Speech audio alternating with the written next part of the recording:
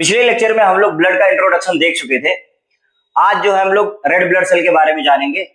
देखो, जो आपका हीमोग्लोबिन है वो हीमोग्लोबिन एक जहर है, और ये जहर अगर खुलेआम घूमेगा तो आपकी डेथ हो सकती है। इसीलिए इस जहर को एक पैकेट के अंदर बंद किया जाता है और उस पैकेट का नाम है रेड ब्लड सेल। जी हाँ, रेड ब्लड सेल एक हीमोग्लोबिन का पैकेट है, और इसके इस पैकेट के अंदर अप्रोक्सीमेटली 270 मिलियन आरबीसी पाई जाती है। सॉरी 270 मिलियन हीमोग्लोबिन पाया जाता है। 270 million molecules of haemoglobin is found in one packet of RBC. Okay, अगर एक पैकेट के अंदर 270 मिलियन है तो सोचो आपके पास एक बूंद के अंदर कितना हीमोग्लोबिन होगा, क्योंकि एक बूंद के अंदर मैंने बताया था 1 क्यूबिक मिलीमीटर ऑफ ब्लड में अप्रोक्सीमेटली 5.5 मिलियन आरबीसी पाई जाती है। अब 5.5 मिलियन आरबीसी सोचो एक बूंद के अंदर है, तो इसके अंदर मल्टीप्लाई करना पड़ेगा 270 million molecules of haemoglobin into 5.5 million of RBC. जब इसको मल्टीप्लाई करोगे आपको कितना बड़ा नंबर मिलेगा, यानी कि बहुत ज्यादा हीमोग्लोबिन हमारी बॉडी में है। ओके, अब सोचो ये जो हीमोग्लोबिन है, क्वेश्चन आता है कि ये जहर है। यस, ये जहर है। अगर ये निकल गया तो हमारी बॉडी में टॉक्सिन्स रिलीज करेगा, और क्या करेगा कि हमारी बॉडी में ये ऑक्सीडेशन करने लगेगा, बहुत ज्यादा ऑक्सीडेशन करने लगेगा बॉडी में, जिसकी वजह से ऑक्सीडेशन, देखो क्या होता है कि ऑक्सीडेशन जब फास्ट होता है तो हमारी बॉडी में तो एजिंग फास्ट होती है, और ज्यादा एजिंग फास्ट होने की वजह से कि हमारे हमारी डेथ पहले ही हो जाती है। तो इसके अंदर आयरन है, आयरन फ्री रेडिकल है की तरह काम करेगा, और जब ये फ्री रेडिकल की तरह काम करेगा तो ये हमें मार सकता है। इसीलिए हम लोग इसको क्या बोलते हैं, पैकेट के अंदर ही रखते हैं। तो सबसे पहले मैं आपको हीमोग्लोबिन का स्ट्रक्चर बताऊंगा, उसके बाद में मैं आपको रेड ब्लड सेल के बारे में बताऊंगा। हीमोग्लोबिन का स्ट्रक्चर बनाने के लिए आपको क्या करना पड़ेगा, हीमोग्लोबिन में देखो ये जो स्ट्रक्चर है, उस स्ट्रक्चर बनाने के लिए सबसे पहले ये वाला आपको स्ट्रक्चर याद रहना चाहिए। ये यहाँ पे एन लगा हुआ है, और इस कंपाउंड का नाम है पायरोल रिंग। इस कंपाउंड का नाम है पायरोल रिंग। ऐसे मुझे 4 पायरोल रिंग चाहिए, और वो भी सर्कुलर फॉर्म में जुड़े रहने चाहिए। तो ऐसे सर्कुलर फॉर्म में मैं बार बार बना के जोड़ नहीं पाऊंगा, इसलिए मैं क्या करूंगा, यहां पर मैंने क्या किया, इस पायरोल रिंग को ऐसे फ्लावर के फॉर्म में जोड़ दिया। तो ये क्या हो गया, पायरोल रिंग। कितनी बार हो गए, 4 बार। तब इसका नाम पड़ जाएगा प्रोटोपोरफायरिन। प्रोटोपोरफायरिन। ओके, फिर उसके बाद में ये बीच में आप देख रहे हो यहाँ पे खाली जो जगह दिख रही है, इस खाली जगह पे अगर आयरन जुड़ जाए, अगर आयरन जुड़ जाए तब इस पूरे कंपाउंड का नाम पड़ जाएगा हीम। ओके, तो यहां पर क्या मैंने बोला, अगर यहां पर आयरन जुड़ जाए, आयरन जुड़ जाए तब इसका नाम पड़ जाएगा हीम। ओके, अब ये जो हीम है, ये हीम कंपोनेंट में अभी यहां पर अगर एक प्रोटीन आ जाए, प्रोटीन जिसका नाम है ग्लोबिन प्रोटीन, तब इसका नाम पड़ जाएगा हीमोग्लोबिन मोनोमर। एक्चुअली हमारा जो हीमोग्लोबिन है वो टेट्रामर होता है, एक हीमोग्लोबिन का मॉलिक्यूल वो टेट्रामर होता है, ना कि मोनोमर होता है। तो ऐसा भी मैं ऐसे 4 फ्लावर बनाऊंगा, 4 फ्लावर बनाने के बाद उसके अंदर ग्लोबिन प्रोटीन जोड़ूंगा। हालांकि मैं आपको दिखा देता हूं कि ये अगर हीम है तो हीम में प्रोटीन जो है, प्रोटीन का स्ट्रक्चर तो ऐसे ऐसे होता है, लेकिन प्रोटीन का जो स्ट्रक्चर है वो स्ट्रक्चर यहाँ पे बनाऊंगा तो बेकार लगेगा। इसलिए मैं सोच रहा हूँ कि यहाँ पर ये बना दूं, और इसको मैं कह दूं ये this is globin protein. Globin protein. तो ये ग्लोबिन प्रोटीन आने के बाद इस पूरे कंपाउंड का नाम हीमोग्लोबिन मोनोमर।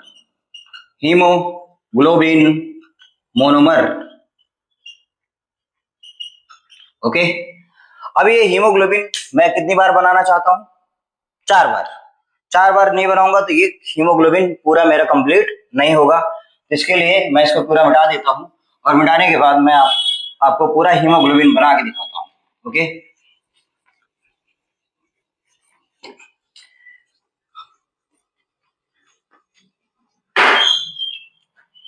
तो ये रहा 1 2 3 4। ओके,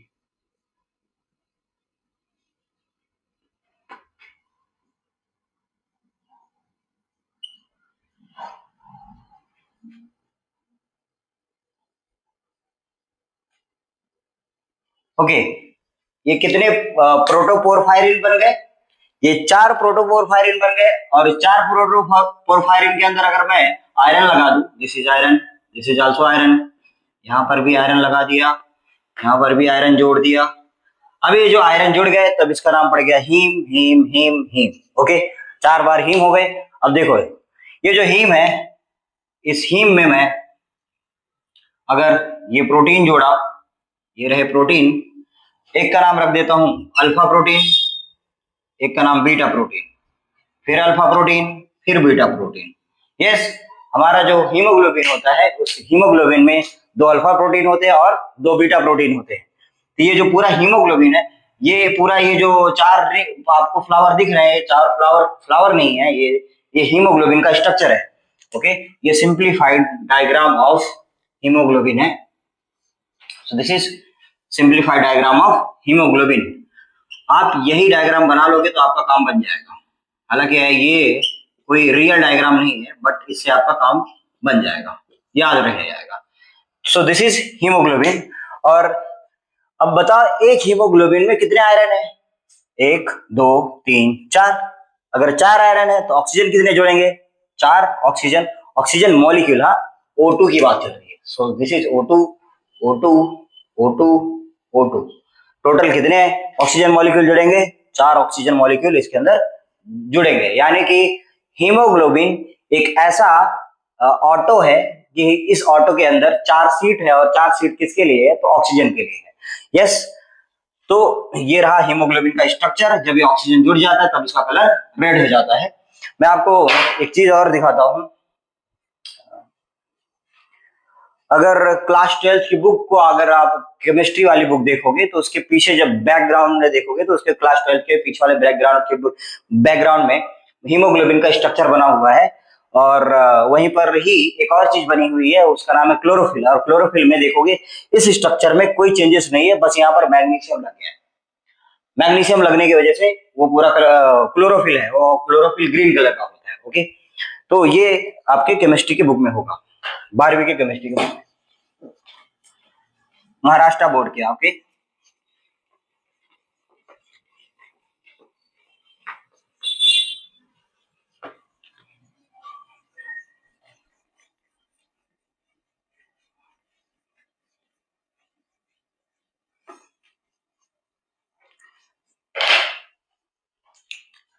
ओके, तो रेड ब्लड सेल के बारे में कुछ बातें।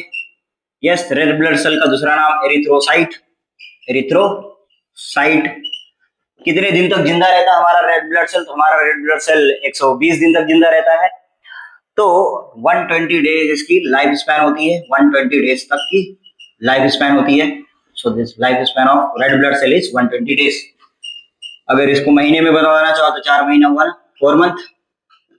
ओके, अगर ये मर रहा है तो फिर से बनना भी चाहिए। क्वेश्चन आता कहाँ बनेगा? तो हमारे बोन मैरो में बनेगा। तो हमारा बोन मैरो जो लॉन्ग बोन्स है, लॉन्ग बोन्स में यहाँ पर मैं आपको बताता हूँ, ये रहा लॉन्ग बोन।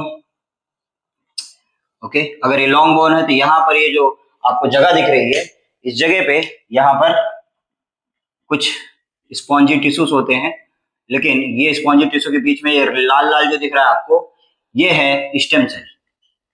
और ये जो स्टेम सेल है, ये red bone marrow stem cell जिसको कहते हैं।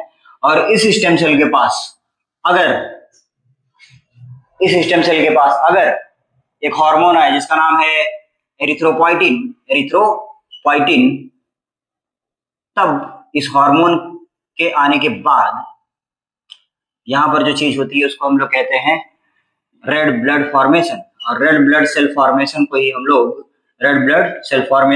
कहते हैं एरिथ्रोपोइसिस। यानी कि formation of RBC is called as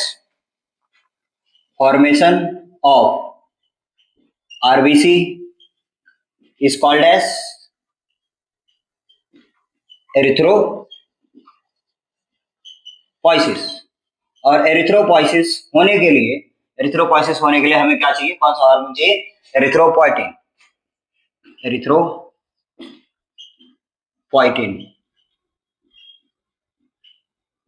hormone. Question आता है कि एरिथ्रोपोइटिन हार्मोन कहाँ से निकलता है, तो ये एरिथ्रोपोइटिन हार्मोन आपकी किडनी से निकलता है। सोचो भगवान ने इतना बढ़िया तरीका बनाया है कि एरिथ्रोपोइटिन जो है वो किडनी से निकल रहा है। क्वेश्चन आता है कि किडनी से क्यों निकल रहा है एरिथ्रोपोइटिन हार्मोन। तो मैं आपको एक चीज बताता हूँ, देखो आपका जो रेड ब्लड सेल है उसका लाइफ स्पैन 120 दिन तक होता है, और जब ये 120 दिन के बाद ये बुढ़ा जाता है ना, तो इसके ऊपर रिंकल्स आ जाते हैं। जब इसके ऊपर रिंकल्स आ जाते हैं तो क्या करता है, जैसे जब ये जवान रहता है रेड ब्लड सेल, जवानी में तो एकदम बढ़िया से पतली गली में से निकल निकल के जाते रहता है, इधर से उधर इधर से उधर, हर जगह पे जा सकता है। लेकिन भगवान ने दो तीन गली ऐसी बनाई है ना, बहुत पतली गली है, वो है स्प्लीन में और लीवर में। तो जब ये बुढ़ा जाता है ना, बुढ़ाने के बाद इसके रिंकल्स आ जाता है, और रिंकल्स आने के बाद ये कहीं कहीं से फोल्ड हो जाता है। तो जब ये फोल्ड हो जाता है तो जितना स्मूथली जवान होने पे जा सकता था, उतना बुढ़ापे पे नहीं जा पाएगा। तो क्या करेगा, तो ये वहां पर उस पतली गली में फंसते जाएगा। जब वो पतली गली में फंसते जाएगा तो स्प्लीन में जाएगा, स्प्लीन में जाकर अटक जाएगा। स्प्लीन में जब जाके अटकेगा तो वहां पर इसको ब्रेक डाउन किया जाएगा। अब बताओ, मैंने अभी कुछ देर पहले क्या कहा था कि हीमोग्लोबिन एक जहर है और वो पैकेट में घूम रहा है। अगर रेड ब्लड सेल को मारा जाएगा तो रेड ब्लड सेल जब मरेगा तो उसके अंदर से हीमोग्लोबिन रिलीज होगा, और जब हीमोग्लोबिन रिलीज होगा तो हीमोग्लोबिन क्या करेगा, तो ये हीमोग्लोबिन का आयरन अलग कर दिया जाएगा, और ये कंपाउंड क्या नाम, हीमोग्लोबिन अलग कर दिया, ये जो प्रोटोपोरफायरिन था ये सब अलग कर दिया जाएगा। और प्रोटोपोरफायरिन से क्या बना लिया जाएगा, प्रोटोपोरफायरिन से बना लिया जाएगा ये बिलिरुबिन एंड बिलिवर्डिन, जो कि ये कंपाउंड है, ये येलो कलर का कंपाउंड है, थोड़ा सा कम जहरीला है। ये सब कहाँ बनता है, तो स्प्लीन में एंड हमारे लीवर में। अब देखो, लीवर से कनेक्ट होके ये हमारे पैनक्रियाज में जाएगा बाइल जूस के थ्रू, एंड फिर उसके बाद स्मॉल इंटेस्टाइन में, और स्मॉल इंटेस्टाइन से फिर उसके बाद में स्टूल से पास हो जाएगा। मैंने बताया था कि बिलिरुबिन और बिलिवर्डिन का कलर क्या होता है, वो होता है येलो। अगर वो येलो होता है तो इसका मतलब है कि ये जब जाएगा स्टूल के साथ में, तो 2 नंबर जब हम करेंगे तो उसके साथ में जब वो पीला कलर बाहर निकलेगा, तो इसीलिए स्टूल का कलर भी क्या हो जाएगा, येलो। और अगर यही बात करें हम लोग, जब ये स्प्लीन के थ्रू हमारे ब्लड में चले जाएगा बिलिरुबिन एंड बिलिवर्डिन, तो बिलिरुबिन एंड बिलिवर्डिन हमारे किडनी में भी जाएगा, और जब ये किडनी में जाएगा तो किडनी से ये रिलीज होएगा, तो क्योंकि वेस्ट मटेरियल है तो जब रिलीज होएगा तो यूरिन के साथ में रिलीज होएगा। अगर यूरिन के साथ में रिलीज होएगा तो यूरिन का भी कलर क्या हो जाएगा, येलो। यस। अब बताओ, ये किडनी जो है उसको मालूम पड़ रहा है ना बार बार कि कितना बिलिरुबिन आया, कितना बिलिवर्डिन नहीं आया। अब बिलिरुबिन एंड बिलिवर्डिन अगर वहां से जा रहे हैं तो इसका मतलब यही है कि बिलिरुबिन को कैलकुलेट कर रहा है किडनी, और जब वो कैलकुलेट कर रहा है तो इसको मालूम पड़ रहा है कि कितना रेड ब्लड सेल हमारा बॉडी में मर रहा है। जितना रेड ब्लड सेल मरेगा उतना ये हार्मोन प्रोड्यूस करेगा। कौन, किडनी, एरिथ्रोपोइटिन हार्मोन। और एरिथ्रोपोइटिन हार्मोन कहाँ जा रहा है, तो रेड बोन, सॉरी, हाँ, रेड बोन मैरो में। और रेड बोन मैरो क्या प्रोड्यूस करेगा, रेड ब्लड सेल। क्लियर हो चुका है। तो ऐसे होता है रेड ब्लड सेल फॉर्मेशन। फिर उसके बाद में अब देखो क्या होता है, एक और चीज मैंने आपको एक चीज बताया था कि 1 सेंटीमीटर में 10 मिलीमीटर होता है, और 10 मिलीमीटर में से मैं अगर 1 मिलीमीटर उठा लूं, तो सपोज करते हैं 1 मिलीमीटर है, ओके, ये 1 मिलीमीटर, और इस 1 मिलीमीटर का अभी देखो स्क्वायर बना लिया मैंने। अब इस स्क्वायर में अगर मैं क्यूब बना लूं, ओके, इस स्क्वायर का मैंने क्या कह दिया, क्यूब बना दिया, तो ये 1 मिलीमीटर क्यूब बन गया। सो दिस इज 1 मिलीमीटर क्यूब। अब ये जो 1 मिलीमीटर क्यूब है, अब इस 1 मिलीमीटर क्यूब में जितना ब्लड डालोगे उस ब्लड को हम लोग कहेंगे 1 मिलीमीटर क्यूब ऑफ ब्लड। तो यहां पर होगा 1 मिलीमीटर क्यूब ऑफ ब्लड। अब ये 1 मिलीमीटर क्यूब ऑफ ब्लड में हम चेक करना चाहते हैं कितना रेड ब्लड सेल है, कितना व्हाइट ब्लड सेल है, कितना प्लेटलेट है। तो हमारा आरबीसी निकल के आता है 4.5 टू 5.5 मिलियन आरबीसी, ओके। और अगर हमारा व्हाइट ब्लड सेल की बात करें तो व्हाइट ब्लड सेल आता है 8,000 से लेके 11,000। और वहीं प्लेटलेट की बात करें, प्लेटलेट हमारा आता है 2.5 लाख से लेके 4.5 लाख। अब सोचो, मैं यहां पर सिर्फ बात करने वाला हूं रेड ब्लड सेल की। रेड ब्लड सेल कितना पाया गया, 4.5 मिलियन से लेके 5.5 मिलियन, ओके। तो यहां पर हम लोग इसको यहां पर लिखेंगे नॉर्मल आरबीसी काउंट, उसका रेंज लिखेंगे 4.5 मिलियन टू 5.5 मिलियन। ओके, तो ये रहेगा इसका ये काउंट। क्लियर हो चुका है। अब देखो, अगर इससे ज्यादा कम डिक्रीज हुआ, मतलब इससे ज्यादा कम हुआ रेड ब्लड सेल फॉर्मेशन, तो हमारे एक बूंद में अगर इससे 4.5 मिलियन आरबीसी से कम हुआ, तो ऐसी घटना को हम लोग कहते हैं एरिथ्रोसाइटोपिनिया। एरिथ्रोसाइटोपिनिया। एरिथ्रोसाइटोपिनिया का मतलब क्या बताया मैंने? Decrease in RBC count is called as erythrocytopenia. फिर उसके बाद में अगर इसका नंबर इंक्रीज कर जाए, 5.5 मिलियन आरबीसी से ज्यादा बनने लगे, तब हम लोग इसको कहेंगे एरिथ्रोसाइटोसिस या फिर कहेंगे पॉलीसाइथेमिया। ओके, तो पॉलीसाइथेमिया ज्यादातर वर्ड यही यूज होता है, पॉलीसाइथेमिया। इसको हम लोग कहेंगे increase in RBC count. Okay, तो ये रहा कुछ रेड ब्लड सेल के बारे में बात। ओके, एक और बात मैंने कुछ देर पहले जो बताया था कि approximately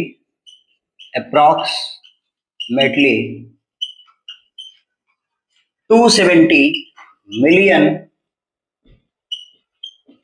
molecule of haemoglobin H भी लिखा हुआ है, haemoglobin are found in RBC, one RBC,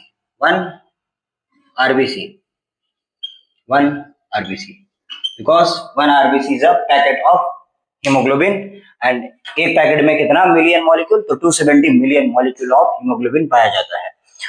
so this is something about red blood cell. But what is the function of red blood cell, ये नहीं बताया मैंने। देखो, रेड ब्लड सेल का जो फंक्शन है वो है carry out to transport oxygen and carbon dioxide, to transport of oxygen and carbon dioxide. Okay, wait a minute.